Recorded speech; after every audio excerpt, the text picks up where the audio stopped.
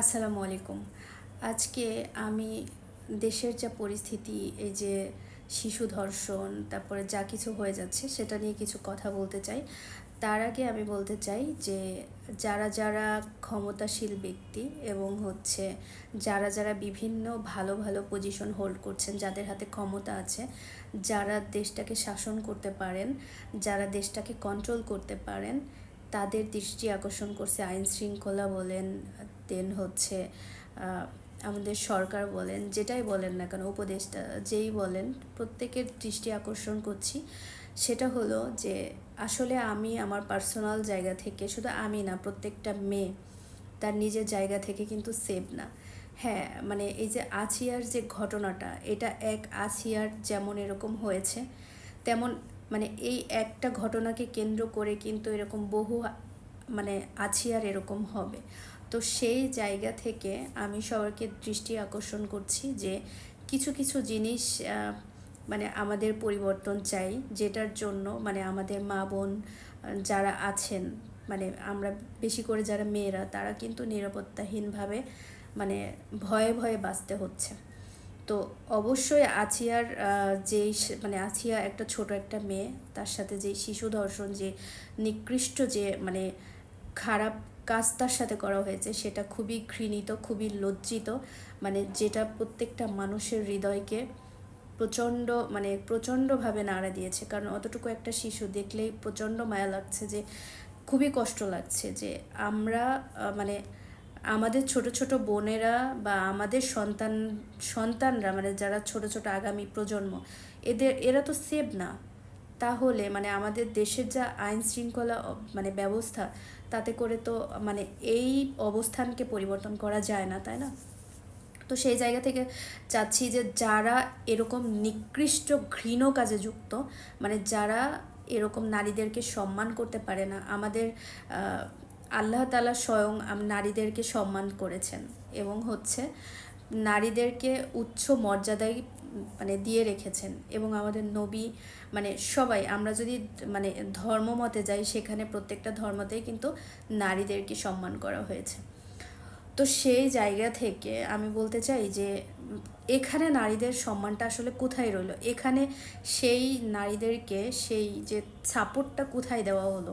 তো আমি ওই সাপোর্টটাই চাচ্ছি সরকারের কাছ থেকে। সেটা হলো যে আসলে মানে প্রত্যেকটা আইন শৃঙ্খলা ব্যবস্থা সবার জন্যই সমান, এবং সেখানে দেখা যাচ্ছে অনেক রকম অনেক মানে থাকে না যে অনেক কিছু যাচাই বাছাই করে সিদ্ধান্ত নেওয়া হয়।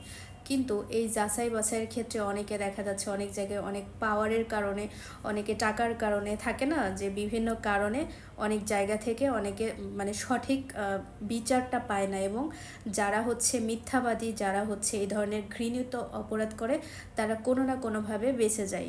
সেখানে হয়তো আপনারা মানে সঠিকভাবে দেখতে পারেন না, কারণ পারবেন কি করে, মানে ভিতর থেকে এমনভাবে ওই সিস্টেম করে দেয়, দেখা যাচ্ছে ওটা আপনাদের পর্যন্ত পৌঁছায় না বা পৌঁছাইতে পারে না। তো সেই জায়গা থেকে এমন একটা আইন শৃঙ্খলা হওয়া উচিত যেই জায়গাটাতে মানে সবাই সঠিকভাবে নিরাপত্তা পাবে, বেশি করে মেয়েদের ক্ষেত্রে। আর এই যে আসিয়ার যে ব্যবস্থাটা, মানে যেই মেয়েটার সাথে যেটা হয়েছে, এটা কি আসলে মেয়েদের প্রাপ্য? মানে সবাই বলে, ছেলেরা বলে যে মেয়েদের পোশাকই সব। তো যদি সেটাই হয়, তাহলে আসিয়ার কি পোশাক দরকার ছিল?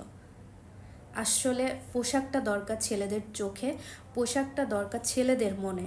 পোশাকটা কিন্তু শুধু নারীদের, হ্যাঁ ডেফিনেটলি পোশাক ভালো, কিন্তু সেই পোশাককে নষ্ট করেই কিন্তু একটা মেয়েকে এরকম মানে বেউজ্জতি করা হচ্ছে, একটা মেয়েকে এতটা অসম্মানের মুখে ঠেলে দেওয়া হচ্ছে। তাহলে পোশাক দিয়ে কি হবে? পোশাক দিয়ে কিছুই হয় না।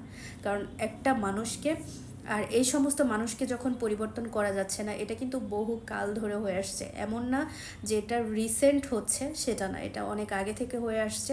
আর এটার জন্য সুষ্ঠু কোনো বিচার ব্যবস্থা কিচ্ছু নাই।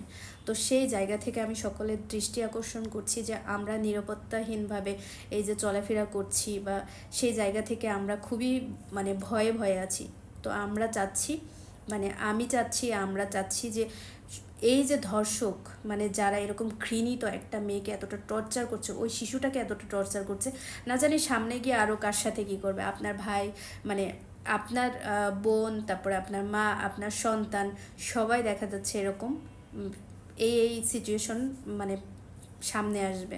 তো তখন অবস্থাটা কী হবে? তো সেখানে আমি নিজেও কিন্তু ভয় পাচ্ছি যে ইভেন আমার এরকম মনে হচ্ছে যে বাইরে যায় কত মানুষ কিভাবে মানে ফলো করছে বা কখন কোন বিপদের মধ্যে পড়ে যায়, এই ব্যাপারটা কিন্তু আমার নিজের কাছেও ভয় লাগছে। তো সেই জায়গা থেকে আমি চাই যে এমন একটা দেশ হোক, এমন একটা দেশের আইন হোক যেখানে এই যে 12 দিনের মধ্যে 15 দিনের মধ্যে ব্যবস্থা নেওয়া হবে। মানে এটা ঠিক আছে, ব্যবস্থা নেওয়া হবে, কিন্তু সে জামিন পাবে না বা দেখা যাচ্ছে তার মানে কোনো একটা শাস্তি হবে। এইটা কিন্তু মানে ওই যে আইনগতভাবে যে শাস্তিটা, সেটা আমার মনে হয় যে কিছু কিছু শাস্তি ওপেনে দেওয়া উচিত। সেই শাস্তির মধ্যে কিছু কিছু ক্ষেত্রে মানে যারা অপরাধ করে তারা ডেফিনেটলি তাদের শাস্তিটা যাচাই বাছাই করে দেওয়া উচিত, কিন্তু যারা এরকম ঘৃণিত অপরাধ করে অবশ্যই বিচার সবার জন্য। সেটাকে জাস্টিফাই করে যে কে সঠিক কে মানে মিথ্যা এরকম তো থাকতে পারে।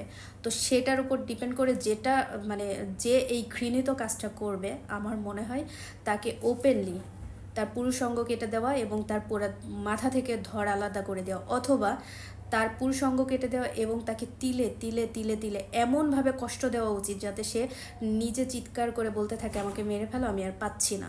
এবং এরকমভাবে যদি কিছু মানুষকে যারা এরকম কাজ করবে, কারণ 2 দিন পরপরই কিন্তু এই ধর্ষকের ব্যাপারটা দেখা যাচ্ছে এবং সেটা বহু জায়গাতে হয়ে থাকে। তো এই ব্যাপারটা যদি এইভাবে সিস্টেম করে মানে গণধুলাই দেওয়া এবং মানে প্রচুর মানুষের মধ্যে এই ব্যাপারগুলো করা হয় এবং সেখানে যাদের সাথে ঘটনাটা ঘটেছিল তারা মানে ইনস্ট্যান্ট সেখানে থাকবে।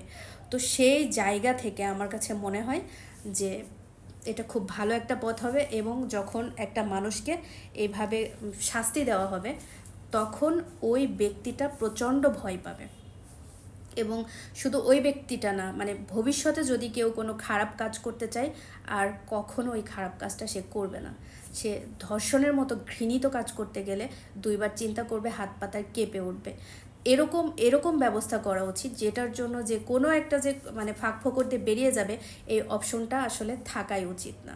এখানে এমন একটা অপশন রাখা উচিত যেখানে সবার সামনে তিলে তিলে তিলে তিলে ভয়ঙ্কর মৃত্যু, যেটাকে বলে না যে ভয়ঙ্কর মৃত্যু, একটা শিশু মানে আসিয়া যে কষ্টটা যে যন্ত্রণাটা সহ্য করেছে, ওই যন্ত্রণা তো সে বোঝে না। তাকে ওই যন্ত্রণাটা দিয়ে তিলে তিলে যখন মানুষ দেখবে এবং সেটা লাইভ প্রত্যেকটা চ্যানেলে টেলিকাস্ট হতে হবে, মানে সেটা লাইভ জনগণ দেখবে, তখন আস্তে আস্তে আস্তে আস্তে অন্তত এই কাজটা আর হবে না। তাই এই ব্যাপারগুলোতে আমরা চাই যে এরকম একটা শাস্তি ওদের জন্য উপযুক্ত হোক, যেটা মানে কোনো ফাঁসি দিলে তো মরেই গেল, সে তো কিছুই বুঝলো না। তাকে তিলে তিলে কষ্ট দিয়ে এমনভাবে মারা হোক তার আত্মীয় স্বজন আশেপাশে ইভেন সে নিজে এত পরিমাণ ভয় পাক, পরবর্তী প্রজন্ম বা পরবর্তীতে মানে যখন এটা হবে কোনো কথা নাই, ডিরেক্ট এরকমভাবে মেরে ফেলা, মানে এইভাবে তিলে তিলে কষ্ট দিয়ে তাকে মেরে ফেলা সবার সামনে। এটা যখনই হবে না তখন এই এই যে মানে যেভাবে এই যে আসিয়াকে তারপর অন্যান্য মানুষজনদের যেভাবে ধর্ষণ করা হচ্ছে বা এই যে গাড়িতে বিভিন্ন জায়গাতে একা পেলে, এই ব্যাপারটা কমে যাবে। তো আমি সবার কাছে এটাই রিকোয়েস্ট করছি যে এমন কোনো আমরা আইন চাই যেটাতে আমরা অন্তত ভয় পাবো না, আমরা ভালোভাবে একটু মানে চলতে পারবো, একটু ভালোভাবে মানে সব কিছু একটু অন্যভাবে মানে যেন যেতে পারি। সবার কাছে আমার এটাই রিকোয়েস্ট থাকবে যে এই ব্যাপারটা একটু এইভাবে যদি করা যায়, আমরা একটু বুক ফুলিয়ে আমরা একটু শান্তিতে চলতে পারি রাস্তায়।